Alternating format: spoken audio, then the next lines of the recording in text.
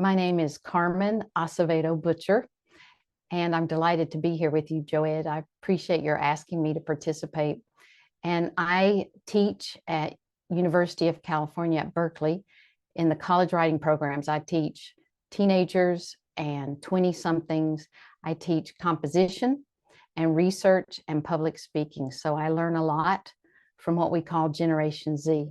I also write books and I translate and am translated by some real classics of contemplation.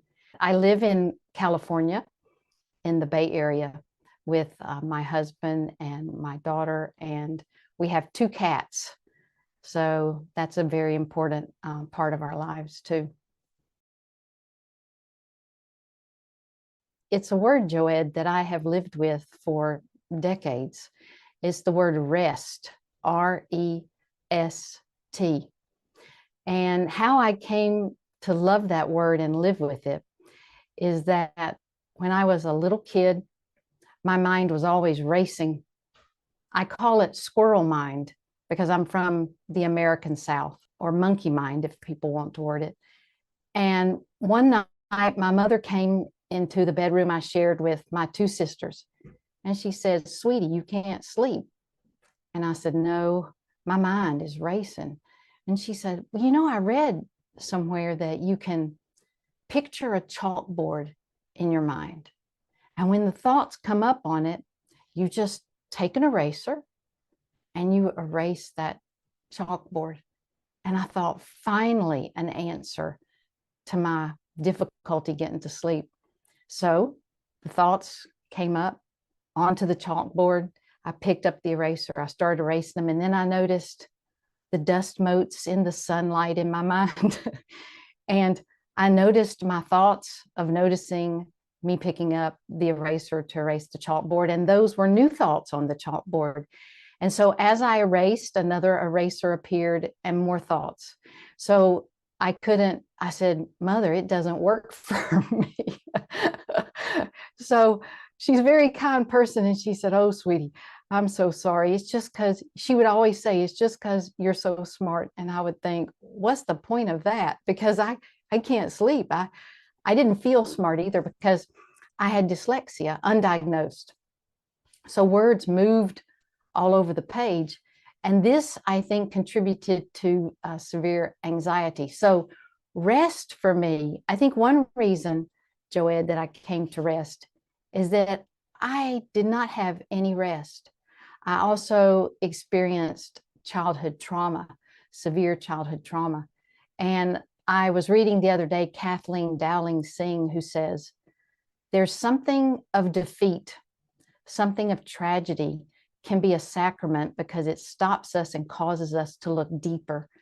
So I can say that my experiences with trauma in my childhood did cause me to look deeper, but I still had this difficulty of my mind was unruly and I had absolutely no rest. And you know, one of the things I love about the women mystics in the Christian tradition that I have translated and lived with and communed with is that inevitably, Joed, at some point in their writing, they say, "Oh, my thoughts, my mind is just in the equivalent of racing."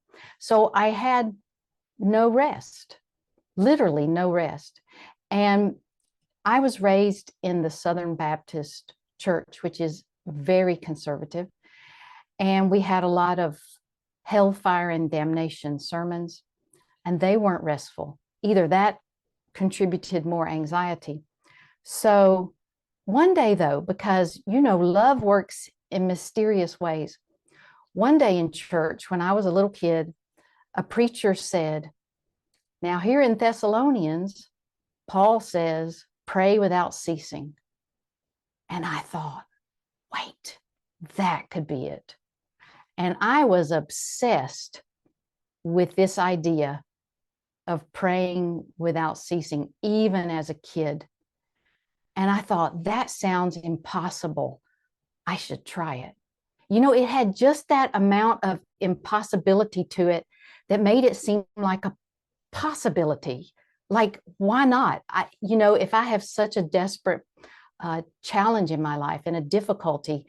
Why don't I try that? So that started me on the journey of looking for what I would eventually think of as rest.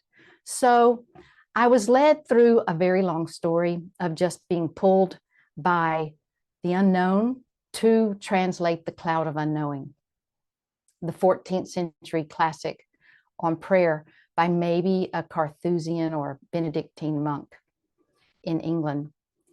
And when I got done translating that, it had been so much intense contemplation, really.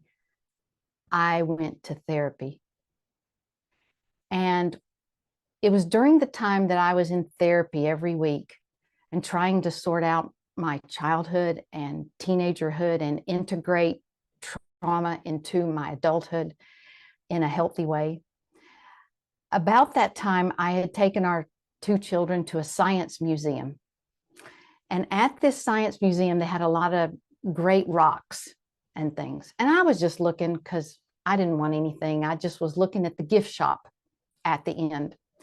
And there was a bowl of little polished rocks, and they were flat like worry stones. And they had on there like love and peace and joy and, you know, forever and all those kinds of things.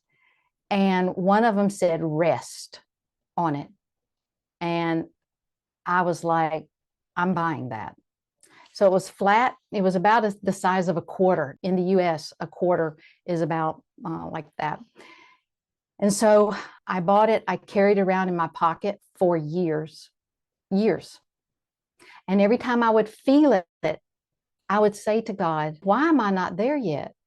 You know, because during graduate school, when I was studying medieval literature at University of Georgia, I did a lot of, I didn't know it was Lectio at the time, but I did a lot of steeping in wise words of scripture, wise poetry, things like, come to me, all you who are weary and burdened, and I will give you rest, that Jesus said. And during my time in graduate school, I came to see that rest was something I needed, but it was really the translating of the cloud and then getting this rock. So I'm living with this rock, and I'm like trying to figure out, I'm doing the Lectio, because I learned by that time that that's what we call it. So the good thing is the Spirit can give you a practice you don't even know the name of. Just, you know, if you need it, it will appear, right? And so I'm doing this, but I'm frustrated because, you know, I'm still not, haven't rested. And then I can't even explain what happened. But, you know, Paula D'Arcy says that God comes to us disguised as our lives. And so through joys and sorrows of living and good health and health difficulties and joyful times of family and going through times of stress where you worry about people you love, I kept returning to this rock and the notion of what is rest? I mean, literally, I have lived with the word rest for so long. And so I really appreciate your asking me to do this, because it caused me to go look up the word rest, like what's the definition of it? So when I did that, I discovered one of the very first uses of rest. So this is from the Oxford English Dictionary. And this is important because I think it sums up to me what rest means too. It's from the Lindisfarne Gospels of the about 700 CE. And it's from Mark 6:31. And in Old English, here's one of the very first uses of rest in English. Cumis sundrig in westig stud an restis Juan. Come apart into a deserted or quiet place and rest a little. So Jesus was saying, come apart and rest. So at first, rest meant to me being quiet and having peace for myself. And Lectio, like steeping in scripture, repeating it, you know, doing the steps of read and then reflect and respond and then going into contemplation. That did help. But I also started doing years ago centering prayer and other kinds of meditation. But what came true for me was that I also started seeing rest in other aspects of my life. But really, I guess the main thing is that I'm really glad you asked me to do this, because I actually discovered, I can't believe, so I don't know if I should admit this in front of all your many wonderful people that watch your wonderful videos, because, you know, I watch so many of these videos already. But until I was asked by you, and thank you again, to do this, I hadn't really gone back to the cloud and just searched for rest. I just had never done a search for rest. So I did that. And one of the things I discovered is the cloud of unknowing really does mention rest a lot. So isn't that ironic that about the time I was in graduate school going, why can't I sleep? Why can't I rest? Because I had insomnia in graduate school. Then I was pulled at my heart by the cloud of unknowing to translate it from the Middle English. And it actually is a book about rest. So that's how I came to love the word rest, mostly because I had a huge hole in me of unresting, of not resting.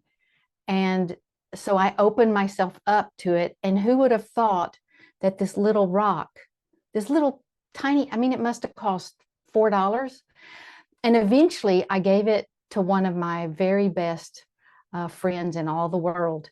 And they sent me a photo of it recently to say they still have it. And the gold in the little chiseled letters is less shiny. So my friend has been carrying it around too. And I really have been grateful for rest, the word rest.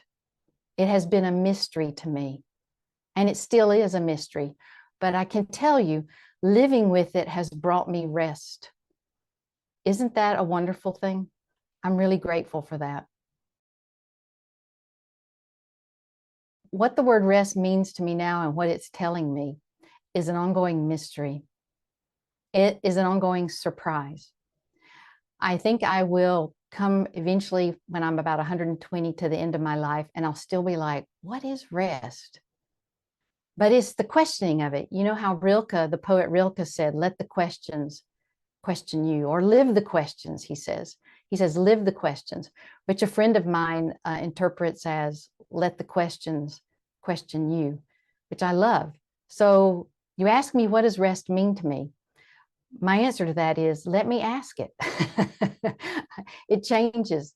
But one of the things it means to me is, and I want to share from the cloud, is the cloud author says so many practical things. I know you and I share a love of the cloud of unknowing. And so the cloud of unknowing is a book about the what Christine Walters Paintner calls, you know, the fourth movement of Lectio Divina, or sacred reading. So you have read the scripture or wise words, and then reflect, respond, and then contemplate or let go of thoughts. And so the cloud assumes that everyone will be doing Lectio of some sort. And so he's just talking in his book about the fourth movement, or non-step, contemplation. And I love how down to earth he is. You and I share this love of how he's very practical in teaching how to do this. And one of the things he says is, and this is what I love about him, there is no such thing as perfect rest in this life. So one of the things I want to say is that rest to me is not nirvana. It's not absolute peace. It is not this cessation of total, like no worry, it's not just this total bliss out. Because, you know, we're human beings, right? So he says there's no such thing as perfect rest in this life. And then he says things like, he gives us advice. He says, be content, feeling moved in a delightful, loving way by something mysterious and unknown, leaving you focused entirely on God or love, with no other thought than of love alone. Let your naked desire rest there. So what he's saying is, don't be thinking about what you want from God. Don't be thinking about what you need from God exactly. Just be thinking about God is love. And he says, rest there. And that's the word he uses. And later on, he says, you must learn. And this is all thanks to you, Joed. when I went back and looked in the cloud, that I saw anew. He says, you must learn what rest is. And rest is the contemplation, the fourth movement. And then he says in another place that this rest will help you to feel godly sorrow. So one of the things that, I think really contemplation helps us work through is some of our internal, difficulties, and feel godly sorrow. He says, so this rest will help you feel godly sorrow for all that is been harmful in your life, either to you or that you have contributed. And then he says, by contemplation also, we are taught to feel joy for all that is good. So this rest teaches us a lot about self-knowledge. And then he says, and this is the key, learning is work, but love is rest. So it's that letting go, that unlearning, how you and I talked about our whole lives. We're trying to get the degree or get the job at work done or get the project managed, check off the list, add some knowledge to our lives. And he's talking about love is rest. Love is letting go and simply being in the presence of love. Now, here's why I love him. He says in the Privy Council, so he has a sequel that's shorter than the Cloud, and it's kind of like the a little advanced version. And both are written to one of his directees or companions, spiritual companions. And he says, so imagine he's talking to a student who's 24 or 25, maybe by then, but you're probably thinking something like this. You call this rest? It's nothing but uncomfortable and difficult. So he's imagining that his student is saying, you call contemplation rest? And who hasn't felt that, right? Anybody who's done centering prayer or any kind of meditation or this Christian contemplation that is like the fourth step of rest, who hasn't felt this? So he says, but you're probably thinking something like this. You call this rest? It's nothing but uncomfortable and difficult. There's no rest in it.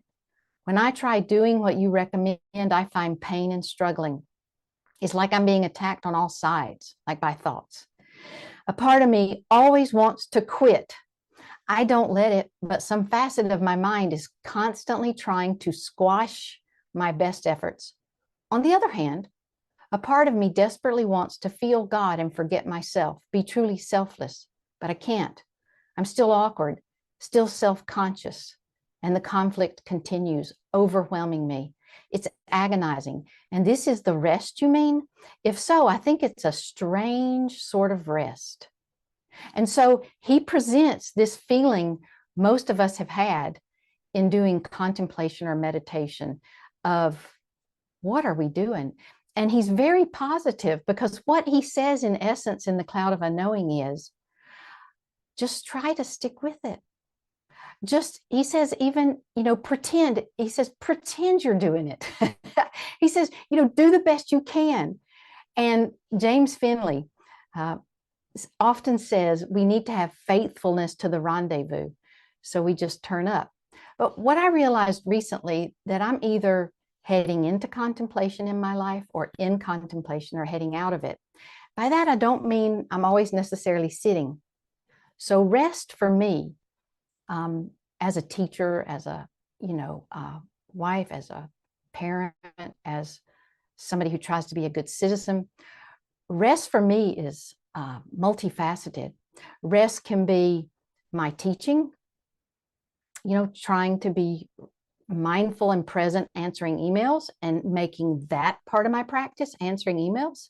Believe you me, I can get very stressed about answering emails, wanting to do it well, and just feeling that responsibility of so many students. I love teaching, but there's a responsibility that comes with it.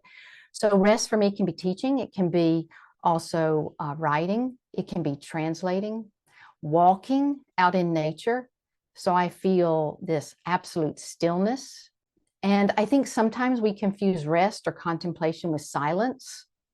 And I think of it more as stillness, because I can be dancing or singing, and that's not silent.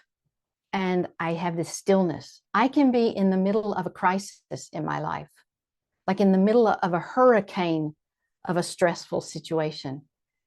And even with the whole world falling apart, in, like, let's say a personal matter in my own life, I'll feel this stillness, this rest that's just always there. Has nothing to do with silence, but there's a stillness that is always with me. It can also be washing dishes. So for me, my contemplative practices that bring me rest are just this, what Brother Lawrence, we were talking about Brother Lawrence earlier. Brother Lawrence says, try to just return to love. That's his whole prayer. And the Cloud of Unknowing says something similar. He says, you think contemplation or rest takes a long time. He says, but it doesn't. It's as short as an atom, like an atom is the word he uses. So in other words, contemplation, yes, I do sit and do centering prayer. Yes, I do walking meditation. But I also do what my friend, it's a really nice, Seifu, I love his way of putting it, Seifu, Reverend Seifu. He calls it on the go contemplation. So it can be washing dishes. It can be driving down the road. So for me, rest is a mystery, really, because rest for me is love and rest is God. And the one thing that this rock that I used to carry around, I finally got what I wanted.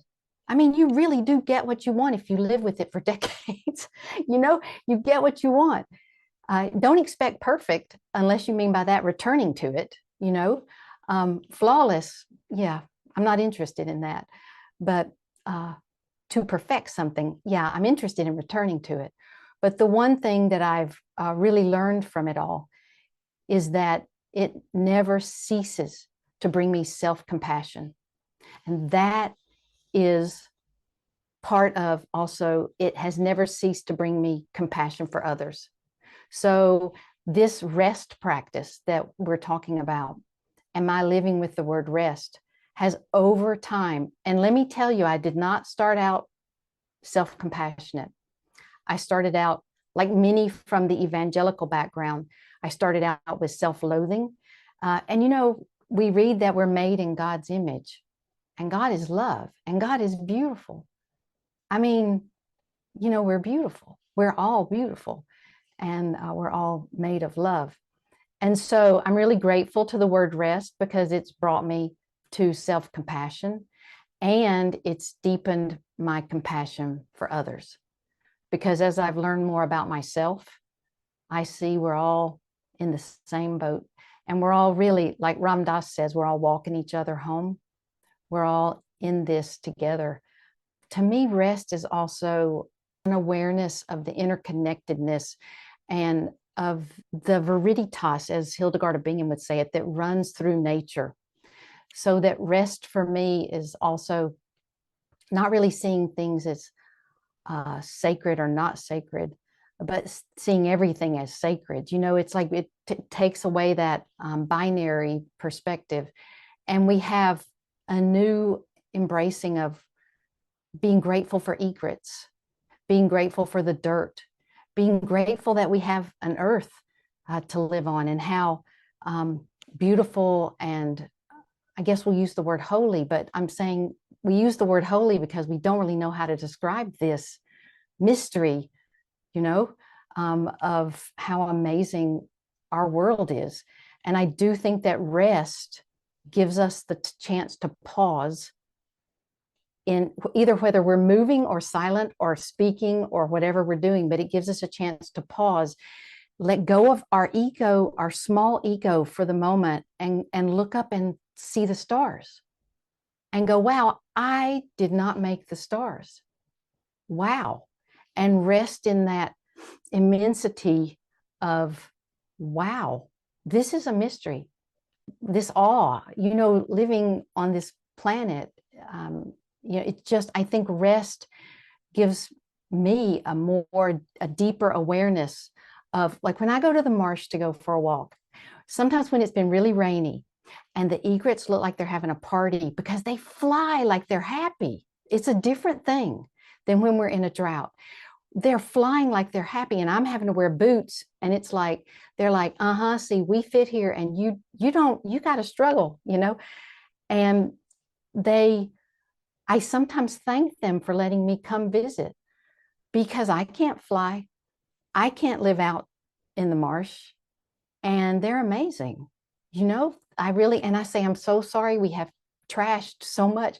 But when I pause and let go of my small, my list of to-dos, which I guess a lot of us have, when I let go of that for the moment and rest, not thinking, but being, I can be open to the wonder of things. And so I'm really grateful for that, because it's very healing too, just to realize that the egrets matter as much as me, as much as all of us. So I think it's Christine Walters Paintner reposted one Bayo Komalafe's quotes recently, and he talks about animist cosmovision is what we need.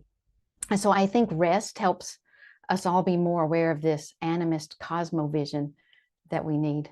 So I really appreciate your asking me about this, because I knew I loved the word rest, but until Joed, you asked me about it, I didn't realize how much I did.